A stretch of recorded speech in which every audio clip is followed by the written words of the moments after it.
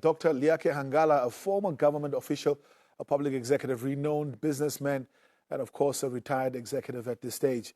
Between 1990 and 1995, Dr. Hangala was the permanent secretary of the Ministry of Mines and Energy. And from this energy background, he was appointed as the managing director of Nampower in 1995. Taking, of course, a big feat the following year, which on the 1st of July 1996, Nampower, formerly known as SWAVEC, which stood for Southwest Africa Water and Electricity Corporation, was officially launched by Dr. Sam Nujoma under its new name and logo, under the tutelage, of course, of Dr. Hangala. As we unpack Dr. Nujoma's economic contribution, we are now joined by Dr. Leake Hangala online. Very good morning to you, and thank you so much for making time out to join me today. Good morning, Ricardo. Well, first and foremost, what was your initial reaction to the news of the passing of the founding president? I have heard it early in the morning on Saturday, on Sunday, very early. A relative called us. We were shocked but not surprised because we all know that he was not well. But one cannot get used to death notice, and particularly that of Sam Nujoma. Take us back to pre-independent times. I understand you went into exile at a very, very young age, after completing high school at Oshirambo. But take us back to that time quickly, just to reflect on, I think, those initial thinking around joining the liberation struggle and the first times that you've heard about this Sam Nujoma character. Thank you very much. I would say I'm one of the young Namibians who had the privilege to be associated closely with Sam Nujoma, like many others as well. I met him in Lusaka in 1974 when we all went there. We were many. Keep it open here. But I've been working at SWAPO Radio, Namibian Broadcasting Corporation, in Lusaka, and then as a teacher with Comrade Nahas Angola. I've been meeting him here and there. But in 1976, 26 of SWAPO youngsters were sent to study in Finland. And I was the leader of that group from the beginning up to the end. I think already in 1977, Comrade Nujoma visited Finland, and I had the privilege to be with him.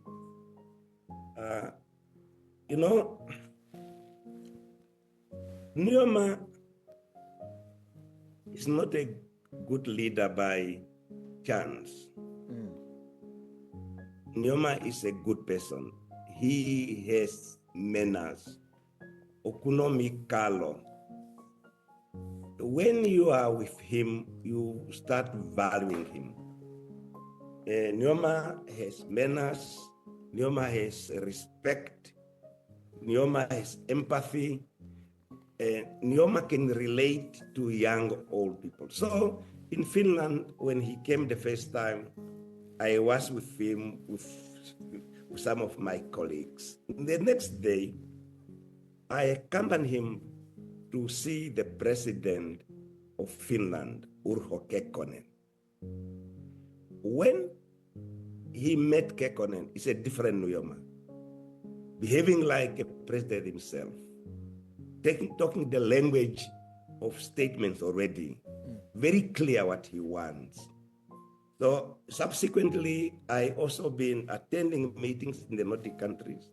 There were meetings that SWAPO organized in Europe, in Brussels and Paris, where Nujoma led the SWAPO delegation, and I had the privilege to be associated with him. Then when I came back from Finland, I was appointed to be part of the committee that's preparing for elections for Namibia, already in Luanda, basically with late comrade Hagegen, comrade Tipo, and many others. And Nujoma has been, interacting with us a lot. On the 1st of April 1989, Nujoma led a delegation to Harare to meet leaders that were coming from Namibia, Nico Bessenger, some pastors, John Garello, and many others. Just as we arrived in Harare, the news came that our combatants inside Namibia were attacked. And I saw Nujoma at his best, at a very critical moment, defending the cause of Namibia and the cause of the Namibian fighters that were in Namibia by then, and engaging the South Africans resist occupation army. And then mobilizing also the world at the same time to support our cause. Naturally, at the independence, I was the Permanent Secretary of Mines and Energy. I was also appointed to lead the team that is negotiating with the beers to change CDM to NAMDEB. And then when I went to NamPower, there were a number of projects, EPUPA, and many others that were very central to the government. And we've been associating with Nujoma for a long time. I accompanied him a lot to go to Rwanda to see President Dos Santos in connection with EPUPA, supply of electricity to Namibia, and to Angola, and from Angola to Namibia, and many other state delegations that I accompanied him, that he was leading, particularly when I was also the president of the Chamber of Namibia Chamber of Commerce and Industry. So I would say I had the privilege to be associated with him for quite a while. I was also honored to host him at our house at Dunja for lunch when he came to inaugurate a school near us. So I would say that, yes, Dr. Hangala, I wanted to just take you back quickly to... Yes. Yeah, I just wanted to take you back quickly to your days. I mean, you're the first permanent secretary at a very crucial juncture of our country's history, immediately at independence in 1990. Of course, one would think, I mean, as one that grew up in a free Namibia, I would think just the amount of friction that was there between the previous administration and you now coming in, taking over as permanent secretary, and now you've got this huge portfolio around mines and energy. Reflect a little bit on, what was his key focus, his outlook, a policy around, managing these natural resources of ours and providing that energy security that Namibia needed at that advent of independence. The good thing was that SWAPO has been preparing for independence for quite a while. Before independence, there was already a clear policy and strategy what to do with our mineral resources, particularly diamonds and energy. And his instructions to us, our minister was Andimba Toivo, and Comrade Helmut Angola was the deputy minister, was that go there, ensure that you transition from the apartheid regime to our regime in a manner that is smooth, and make sure that you put a policy that ensure that we manage our resources. But Nujoma also helped us in a way, because he advised that we get good professional advisors to help us with transition. We got advisors from the Commonwealth who have been helping us, advisor from the government of Norway. So I think it was a smooth and clear transition. In terms of, the negotiation skills and dealing with people, we've heard quite a lot, but how was your experience with him, particularly when leading these negotiations, when you have to sit with different people across the aisles, and sometimes, there are deadlocks. those that have already been previously advantaged want to keep some of those benefits. These that are coming in right now also trying to make way for themselves. Talk to us a little bit about how you experience his negotiation skills and his dealing with his people skills, for lack of a better word. The good thing is that Nujoma does not take a chance. He likes to prepare.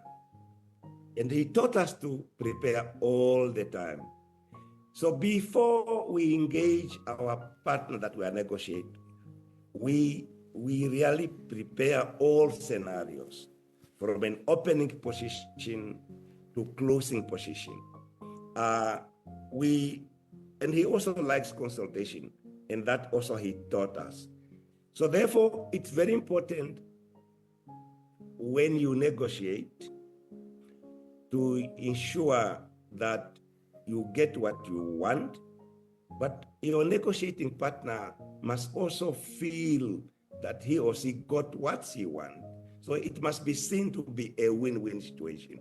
So you must have a clear opening position and fallback position.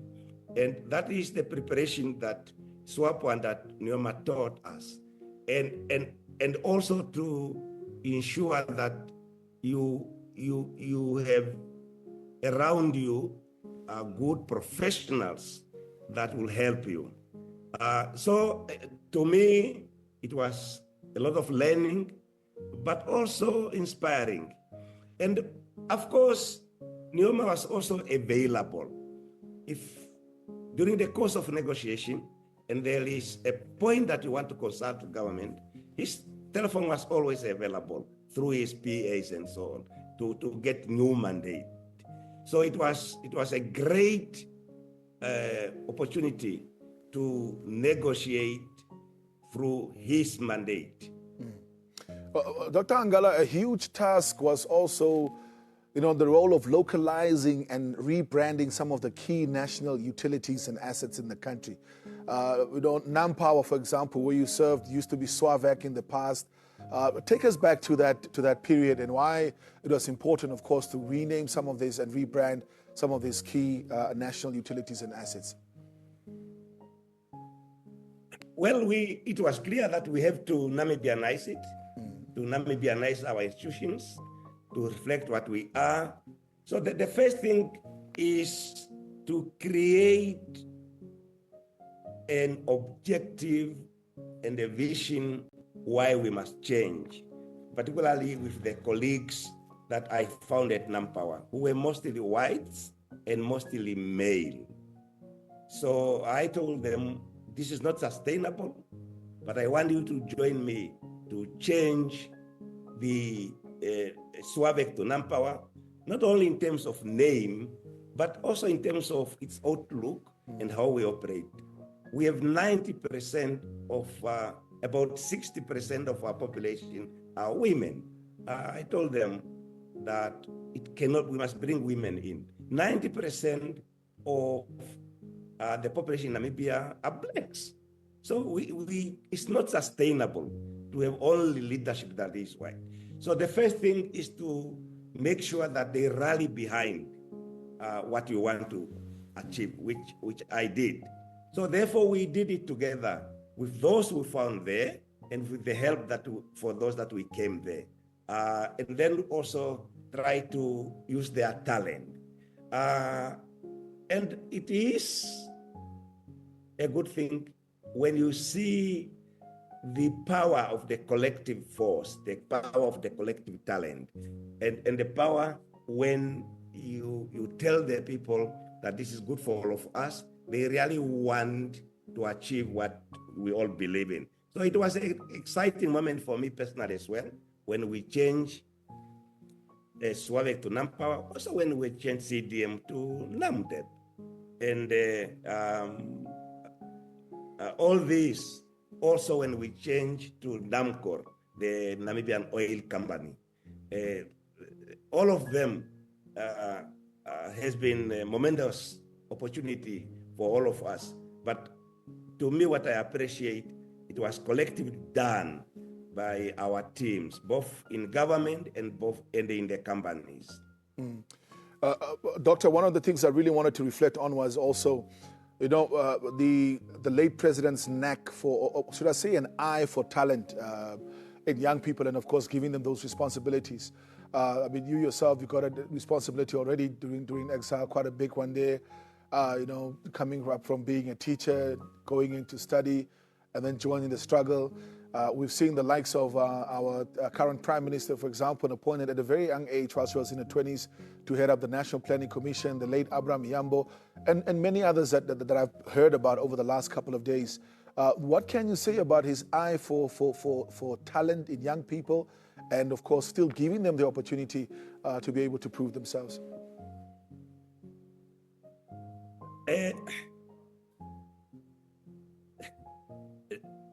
I think through his career and experience, he can easily identify the talent, whether in the diplomatic circle, academic circles, or military circles. He does not like lazy people. He does not like people who are not serious. He does not also like people who are economic with the truth. So once you really impress upon him that you can carry him, he can carry the mission and mandate that he has given to you, you will always have the eye of Nujoma. But I will tell you, if you are useless, if you are drunkard, if you don't behave, we will easily drop you. He has no time for those things, or he had no time for those things. In conclusion, how best can we celebrate his legacy going forward as Namibians? I think not all of us can be presidents. Not all of us can be Nujomas, but all of us are citizens. Citizens that we must behave in a manner and style that will bring the legacy of Nujoma forward. Number one, Nujoma wants us to have manners, respect the old, the young, and those that are weak. He wants us to work hard. Nujoma wants us to be united as a nation. Nujoma wants us to make sure that independence must mean everything to everybody in Namibia, particularly economic emancipation. Prosperity must go to all. Nujoma also wants to make sure that as a nation, we uphold the spirit of neighborliness, to have a good relationship with our neighboring countries, with SADC and with Africa. So to me, the best way to continue his legacy is to ensure that we perpetuate his manners, his characters, his vision, and make sure that Namibia remains the country he wanted it to be forever and ever. Thank you very much. I couldn't have said it better myself. Thank you so much for making time out to join us this morning, Doctor.